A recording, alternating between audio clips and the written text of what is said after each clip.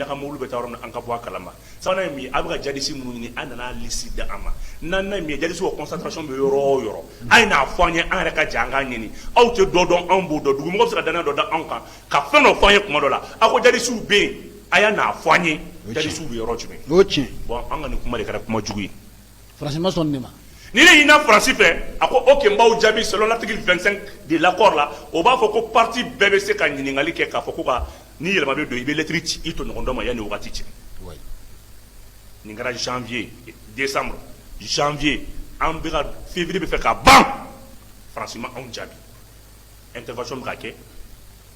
bargan opération na mais anya amendement fo ataka jabi de on ni ne kele Jean-Yves de Dirantoura en droit là parce que amika ko da keneka parce que a don ne a fait ka plateau kaya ako ko muna khate français ngo mali amendement mu nyini ko ga yelema do accord la coopération militaire la ngo français beta yelema parce que so ma nya fi ya ngona sona ma ka ko ngo na sona ma nya fi daran sigile ya ngo mali ga yelema mu nyini français hera tala parce que français mana mali de kama la France est venue au Mali pour s'installer pas pour aider ni partir à teta andana de kiski andana de kiski dans le français, autre façon, appelle la échec. Mba fina, intervention épervier en 1986, Tchad, à Labana échec. Intervention Armatan, Libye, à Labana échec. Intervention Sangaris et Centrafrique, à Labana échec. Intervention Licorne en Côte d'Ivoire, à Labana échec. Français, intervention Salake Dou, Kelimna Nama Sala, Barkado, ni Herado, ni Kunawolo Dou, Mali. Serval, Anya Bousikada. Barkan anya busikada tasuba takuba anya busikada c'est la toute première fois France échoue à intervention qu'on a à intervention elle a fait 6 interventions en moins de 10 ans à Béchoura c'est Dieu monsieur qui doit quitter Mali fou yorola non Mali kan fou a une intervention que Dougo la Dougo Bepina Mali de Jolin Toura aya yelema ka to ko serval ibe serval ko do serval ze warandodi nabe yoro abe masaya tay warando de do a jaguar lamado nabe yoro ali yiri mbi abodu abe yoro mo te fama sore donc serval ko ka fanga di jadi sum ibe barman ko da ko chencen fuga chencen kulu yele ne une dune de sable o de ko barkan o koromie mbe awla hakilla sigi aw fana jadi su ka ko ye fanga do ma me fanga fudu oui d'abord en femme le bendege voilà ibe tasaba korodo o korok mana bamburu fleni ni nte sa awma mbe aw de utiliser ka do nunu kele ni muri ni nte aw fagala yene ni mbaw jugu de fagane ni o kan fara bon o de tasta kubaye après échouera 2 interventions alors que France intervention que dugu tawla ateni bo Armatan ere benasi 3 mois 4 mois libitagne donc à fina opération Barkhane ani France ka toli ya Tastakuba Doretier le bilan mitigé le résultat nul ni ne fera ama France gagné mais fait comment il m'a gagné encore made il te wulitum ka soro imi sara anga état major là il ka plan de vol il va dama ni ministre fa ne be wuli 6 heures en avant aba aka plan de vol dama ni Allemagne ka sɔrɔ su minnu formation n'olu bɛ wuli UTM mɔgɔw u b'u sara na a fɔra ko k'i sara armée Mali de la o de kɛra kuma jugu ye ko sara tɛ k'anw na a ma kɛ fu ye sa yiritiri du bɔra nin yɔrɔ in voilà bon o kɛlen kɔfɛ y'a ye kɛra Macron kaburu de kɛra dɔ in bɛ dɔgɔma kɛ cogo min na Macron bɛ nɛni kɛ ten mɔgɔ 2 Ablé Maïga bɔra porte-parole du gouvernement k'u ka sabali ko nɛni ma k'u la ma a bɛ fɔ nin ma ko est-ce que b'a kalama ka et cassé pour éduquer pour moral cassé ka sɔrɔ k'a yurula k'a fɔ ko mara bɛ kɛ tan de b'o don ne y'a dɔn ko Faransi kalan ni kodɔn tɛ kelen ye vraiment ninnu ka niveau biyan filanan ye mun ye ka contrat cassé unilatéralement ne tɛ dɛ Macron de bɔra k'a fɔ kunun ko ale bien suivant la résolution 2100 ko de ye mandat d'ale ma n'o ye mandat di e ma e kan ka lettre ci ONU ma ka lettre ci Mali ma bon n bɛna baara bila o dugawu tɛ n'a sɔrɔ e bɔra ka kuma min fɔ k'a fɔra k'ale ka bɛɛ ale de ye gendarme du monde k'ale ka ministère kɔlɔsi k'ale ka Mali armée kɔlɔsi k'ale ka jadisiw gɛn ko ONU yɛrɛ de ko ten ni ONU ko ten e kan k'i sara anw na normalement donc en diplomatie nin ye kodɔnbaliya ye mais an ko komi min sara an na komi il y a eu trop des erreurs répétées comme il y a eu trop maintenant des manquements dans le contrat. Oui. Comme il y a eu des entrées, dans le cas de Baragadi, il y a des barabla. Avant, ça allait avoir tout ça, on a dominé Kachi. Il est là. Ni Francis, ça on a mené supervisé. Comme on a le gouvernement communiqué, mais comment blanc encore. D'accord, merci beaucoup. Malien a yɛrɛ bɔra ka mɛn kɔrɔ Bubumabel a y'a da don France ko la ka wala depuis u na don fo ka na se bi ma a ye sɛbɛn tɔgɔ fɔ ye ko waranin dɔ de ale mana kɛ diɲɛ yɔrɔ o yɔrɔ la ale b'o masaya de ta a ko Barkan o ye cɛncɛn fuga ye o hakili sigilen don a ye nɛgɛni de ko o yɔrɔ la o nɛgɛni mara kun cɛ mun ye o de ye Takuba ye fɛnkɛ Takuba o nana ka tila ale bɛ tila dɛ mais Bamuru min don a b'a fɔ a ma ko Suraka Bamuru o kɔrɔ n tɛ s'aw si ma jɛman si ma ne nin dɔn ninnu de don yɔrɔ mɔgɔ ka Bamuru tigɛ k'i yɛrɛ tigɛ o voilà n bɛna tigɛli de kɔnɔna na n tɛ s'aw ma. D'accord o tɛmɛlen ka bɔ yen Macron kelen k'a fɔ k'u b'u yɛrɛ ta u ko ko kalo 4 ka taga bila kalo 6 la u y'o fɔ mais o kɔfɛ n ka minisiri bɔra Abdoulaye Mayiga n ka foli belebeleba b'a ye yan a ko France ka ta ka bɔ n ka jamana kan ko délai ko t'a la quoi et puis a sigida kan fo siɲɛ 3 ne o kɔrɔ o bɛ mun de yira de a ko de a ye ko Mali ko ka ta ka bɔ n ka dugukolo kan kelen a ye ta ka bɔ n ka dugukolo kan fila a ye ta ka bɔ kan 3 n bɛ mun de ɲɛ yira a bɛ fɔ nin ma ko taïchi diplomatique. Taïchi diplomatique. Taïchi diplomatique. Voilà. I b'a dɔn min ye taïchi kɔrɔ de ale ye art de min i bɛ jugu fanga k'a yɛrɛ gosi. K'a furusi k'a yɛrɛ gosi. Taïchi. n m'a dɔn ni y'a faamuya. donc jɛkili nana n'a ye cogo min na ka ennemi yɛrɛ fanga k'a yɛrɛ gosi. taïchi diplomatique ye mun ye ka adamaden yɛrɛ ka kodɔnbala kɛ k'a yɛrɛ kɛlɛ k'a ladimi k'a bila la félicitations Ablé Diop non cɛ kunkolo bɛ baara kɛ e cɛ conseiller cɛ mɔgɔ kalandenw bɛ Mali la sa cɛ n ko Faransi k'i b'a fɔ ko a y'a ka fɛn bɛɛ ko gɛrɛni bɛ tasuma kan n'a yɛlɛla k'a sa a y'a ka fɛn bɛɛ kɛ dɔrɔn o ye moni 2 dɔrɔn fɔ dɔrɔn kuma banna Faransi yɛrɛ de y'a yɛrɛ lata o de t'u seginna kuma in ka siɲɛ 3 sans délai kɔrɔ ye di n bɛna o yɔrɔ ɲɛf'i ɲɛna waati min na contrat b'an ni Faransi cɛ n'o ye opération Barkhane Takuba Serval a sugu sugu Faransi bɛ se ka jadisi ɲini cogo min ka d'a ye a kelen bɛ se ka taa jadisi ɲini n'a ye jadisi minɛ a bɛ se ka taa di gendarmew ma ou bien a bɛ se ka taa di Mali tribunal la kelen filanan a bɛ se ka opération kɛ ni Mali sɔrɔsiw ye à tout moment n'a ye jugu ye yɔrɔ min na a bɛ se ka Mali sɔrɔsiw wele u ka baara kɛ ɲɔgɔn fɛ sabanan ye mun ye a kelen bɛ se ka taa mɔgɔ dɔw ɲininka ka taa intervention dɔw kɛ ka sɔrɔ a min sara mɔgɔ la sans délai kɔrɔ ye di sɔrɔsi foyi ni Faransi kana baara kɛ sɔrɔsi foyi ni Faransi wele a fɔ ko gouvernement communiqué ko baara banna ko Barkhane tɛ Mali la yan sans délai kɔrɔ dɔ ye sans délai filanan ye mun ye ni Faransi jadisi fɛn o fɛn minɛ ka taa di gendarme fɛn fɛn ma kana minɛ jadisi tɛ sabanan ye mun ye maliyɛn fɛn fɛn ni Faransi ye ɲɔgɔn ye kana fɔ ko Barkhane tun a fɔ dɔrɔn ko jamana cibaga filɛ nin parce que baara t'i n'a ni ɲɔgɔn cɛ voilà l'idée du communiqué du gouvernement an bɔra tuma min na ko Faransi ka taa Faransi ko bon n bɛ taa Niger yanni Niger cɛ ko kalo 3 kalo 4 dɔwɛrɛ tɛ dɛ Faransi ye damadingɛ min tigɛ Faransi tun bɛ ka sanu min ɲini Faransi tun bɛ ka dama min tigɛ Faransi bɛ fɛ k'o damadingɛ de datugu kalo 4 in kɔnɔna la kalo 6 in kɔnɔ a b'a ka trace bɛɛ datugu parce que Rusiw nana parce que a b'a dɔn a bɛ taga di conseil de discipline na Nations Unies na taga di CPI la su fɛn fɛn bɔra Mali la a ka mɔgɔ fagalen de 2013 à nos jours 15 000 morts civils et militaires Mali y'o de enregistré maa 15,000 denmisɛnninw minnu ma taa école la n kan t'o ma dɛ dans 10 ans problème de scolarisation bɛ don Mali la parce que denmisɛnnin caman de bɛ mun ye san 3 san 4 kɛ o ma segin ka taa école la denmisɛnnin 100,000 de ma segin ka taa école la tugun hali école yɛrɛ pirannen denmisɛnnin 100,000 a n'a kunkan fɛ donc kuma bɛ mun kan sisan a bɛ fɛ kalo wɛrɛ in kɔnɔna la a bɛ taa ka damadingɛw datugu kalo wɛrɛ in kɔnɔ a tun bɛ marifaw de fili ni Faransi bɛ jadisi armée n b'a cogoya f'i ye Dara nin lamɛn Dara Mali armée tɛ révélation n bɛ nin yɔrɔnin de f'i ye u wulila ka Ibe ATT jalaki Ala ka hinɛ la a bɛ tiɲɛ so k'a ye mouvement k'a ye mɔgɔw ni armes reçoit ne de filɛ k'a f'i ye bi tiɲɛ tɛ san min na 2011 k'a fɔra ko fɛntigi minnu bɔra Libi ka na tiɲɛ tɛ frontière tɛ Mali ni Libi cɛ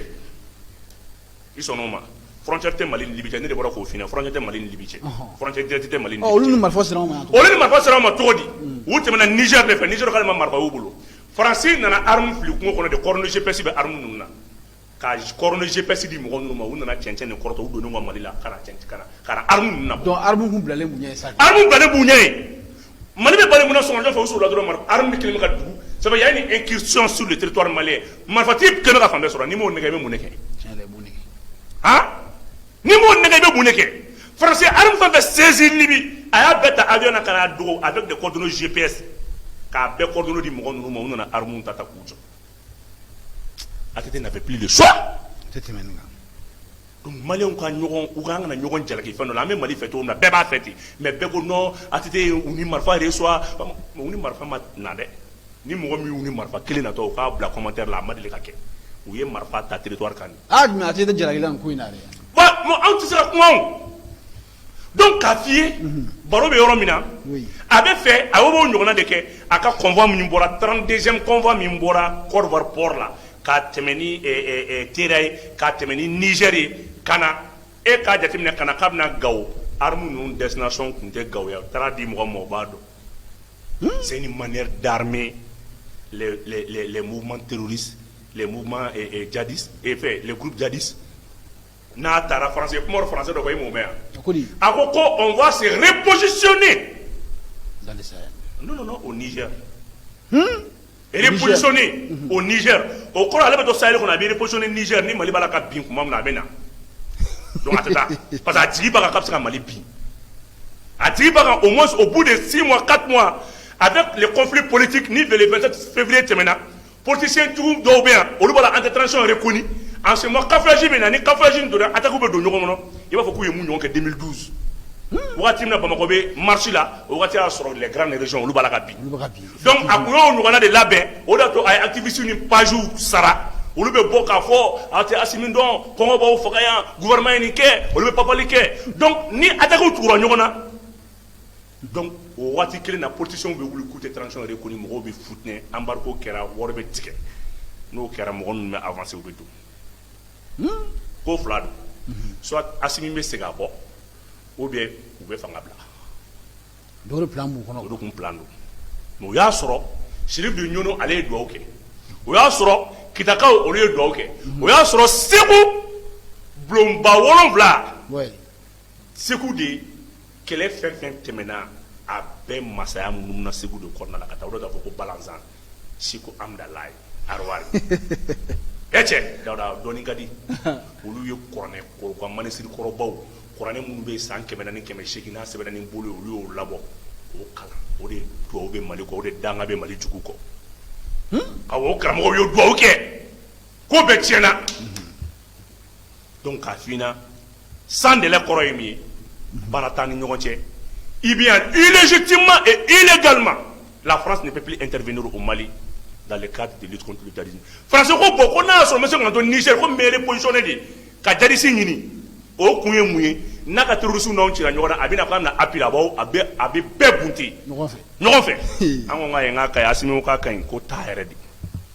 taa a tɛ tɛmɛ ala ta kan taa voilà. Merci beaucoup kɔrɔ Bumabel Maliens aw yɛrɛ ɲɛ b'a la Bumabel n'o de fɔ n ɲɛna n k'a bɛ kunnafoni yɛrɛ a b'a ɲini de ka da k'aw walawala Maliens de kelen-kelen bɛɛ lajɛlen maa caman bɛ ka bila commentaire kɔnɔ k'u nisɔndiyara dɔw yɛrɛ bɛ ka ɲɛji de bɔ quoi u kana kasi dugu libéré la o a bɛ fɔ nin ma ko Mali 1961 nka c'est équivalent 61 an ye France gɛn cogo min na 2022 an seginna k'o de gɛn tan après 62 ans i da maga yɔrɔ dɔ la n bɛ fɛ k'o ɲininkali kɛ la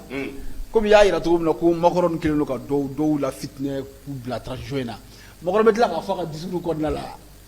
ko Régis kɛlen don ko ka activité dɔw sara ko k'olu bila olu la saa ɲɔgɔn de y'a den i bolo k'i bɛ cogo min na i bolo ko bɛɛ bɛ ten ale bolo a ye min kɛ a b'o ta k'o da mɔgɔw la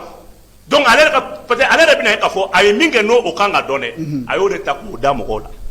ale ka système de ye nin a ka système de ye nin o de nana ni Wagner ko kuma ni fɛn ninnu an komi an da bila ka don o la fɛnɛ a tɛ tɛmɛ a la voilà. ok kɔrɔ Bumabel o tɛmɛlen ka bɔ yen a m'an sɛnsɛn ko armée k'a ye exploit ba dɔ kɛ san 9 kɔnɔ ko kɛlɛ bɛ yɔrɔ min na ko Mali armée taara libérer quelques heures seulement n'an b'a fɔ o ma ko Tessit l'armée malienne a ye offensive belebele de kɛ yɔrɔ in na k'a ye buntili yɛrɛ yɛrɛ de kɛ kɔrɔ Bumabel Maliens ko k'i k'a walawala malien den bela jene club là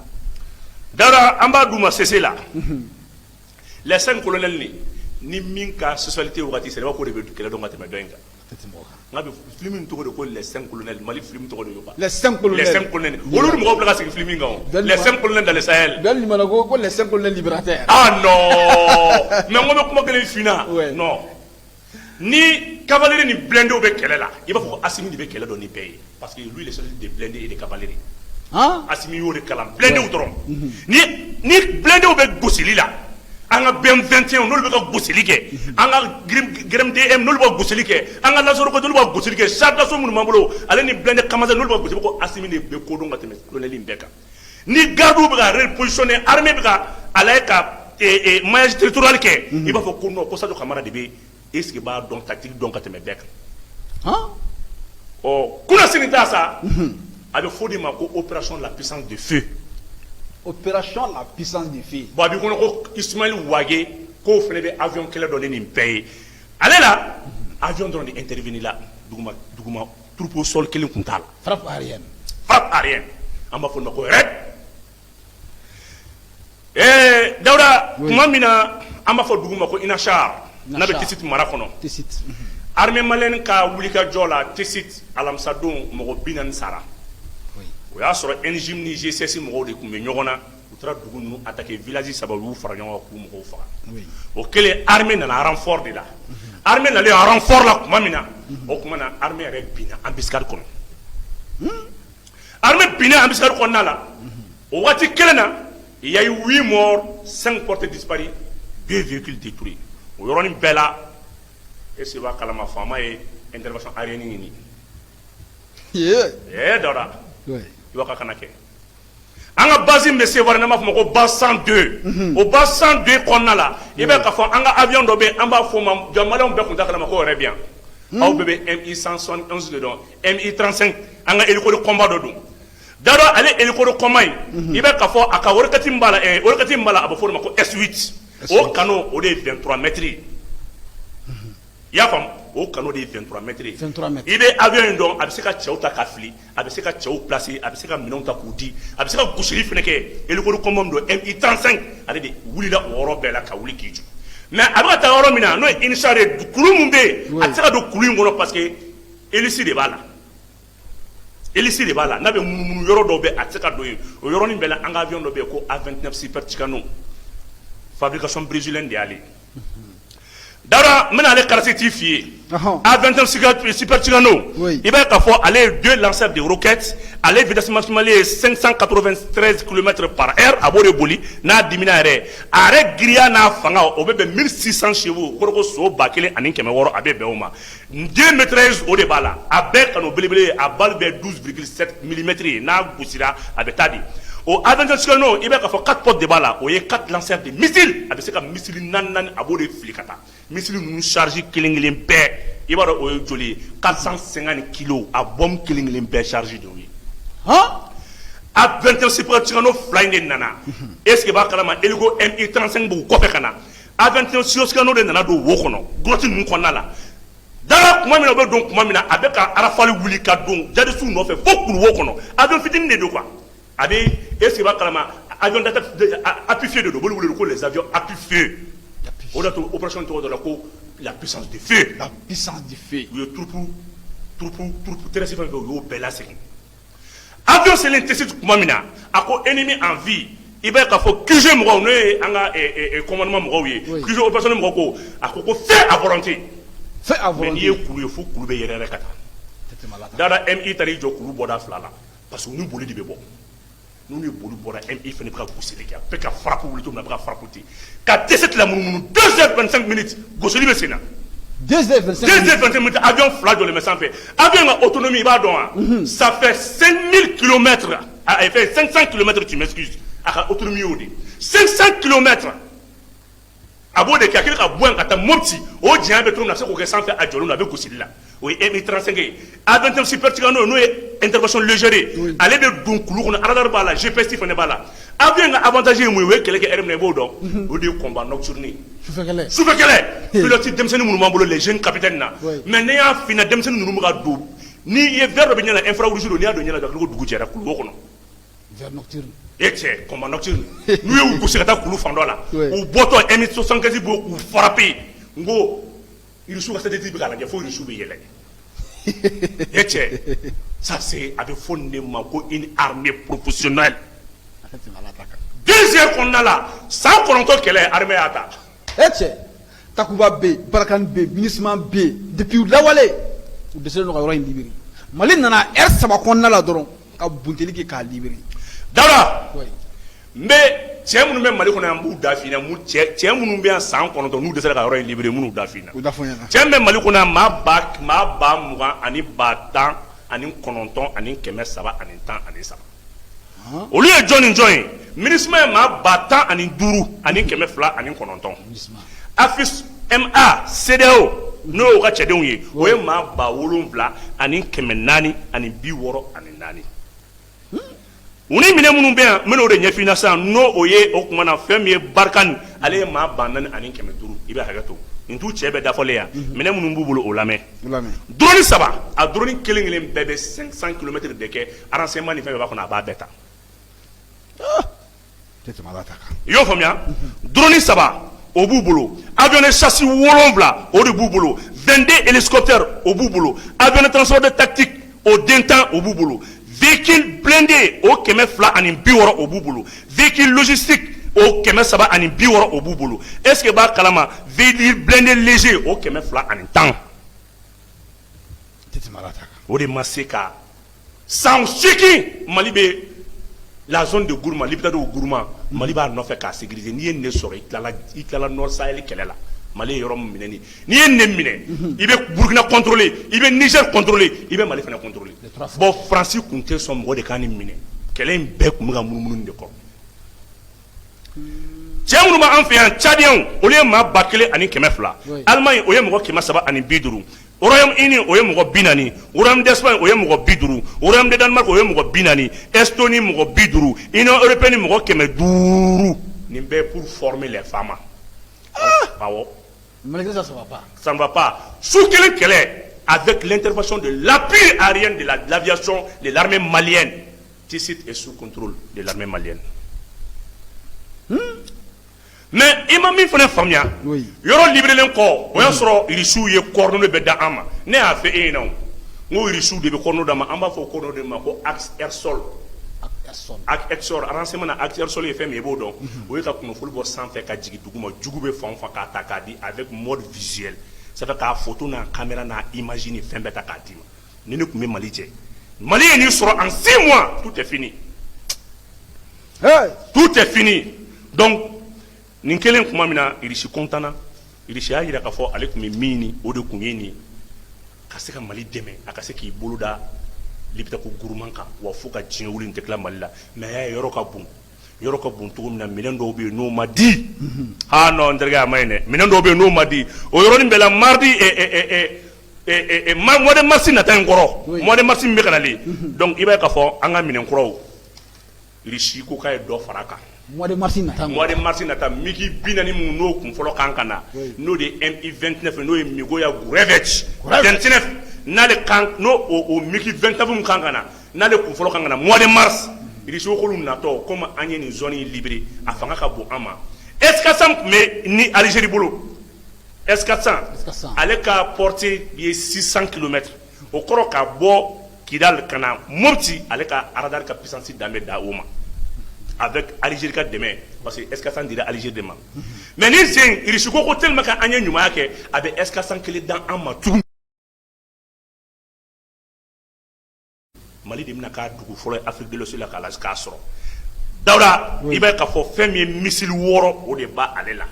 fɛn o fɛn n'a nana ale ka spécialité yɛrɛ ye mun ye a bɛ pont de bon k'o jigin ale ni avion ale ni port a ka jugu port de ma ani centrale nucléaire ale ni mindaw mɔgɔw bɛ mine bɔbɔ mun kɛ donc o kɔrɔ Mali bɛ se k'i to a nɔ la à partir de Burkina fɛn fɛn an ka mine ni an ka gisement mɔgɔ bɛ ka fɛn jugu bɔ an ka jamana kɔnɔ a b'a bɛɛ jigin i tɛ min dɔn n bɛn'o f'i ɲɛna bassin de Taoudini ça fait 50 000 km². 50 000 km². Bassin de Taoudini ça fait 50 000 km². Espagnol ka minimum entreprise mun b'o de to ko Respol. Donc o ninnu de kɛlen bɛ ka Jadisuw financer o de y'a to Union européenne bɛɛ tuguni France kɔ bon o de banna bi pepewu tellement que Richi est content na Richi ko bombe S400 kelen da oma donc au lieu de Mopti à Kidal Algérie na Amérique ko contrôler de Kay à Mopti au fond be S400 flana be sigi avec l'appui de UK-37 MI.2 au fond système de défense aérien by missile de balle là et puis missile mundo triple capacité de do missile anti-navire au bala et capacité anti-navire au bala capacité anti-char au bala capacité anti-char bala anti-navire bala donc il va y avoir fait mieux anti-char au lieu mouillé missile mundo ni char bi isenge char d'assaut nous bi isenge il va le boucher parce que char nous chaîne ne bala à point de bi bo de boucher ni a ci chaîne ni chaîne char bladro ya ba de démonter par exemple donc anti-navire mouillé bateau munu be accosté kana nous bina kana isenge kosobe avion be wula de ka bisi ki to avec missile free iga bateau me ji jugora fa missile bo non au sous-marin au droite ni bateau navire ba nous bina accosté ali be kele bawke irisu ba ndo kosobe amese kan to parce que kanto anda an nolo do kay koshili ke fene missile air sol fene bala o correct sans fin duguma fin na bina duguma ima aba be détruire voilà donc ala sako isako vraiment ni fait nous de dira ama ko ni mena mardi anga e mois de mars minen na taw ko ni be faraka Maléon ayera boraka merci ça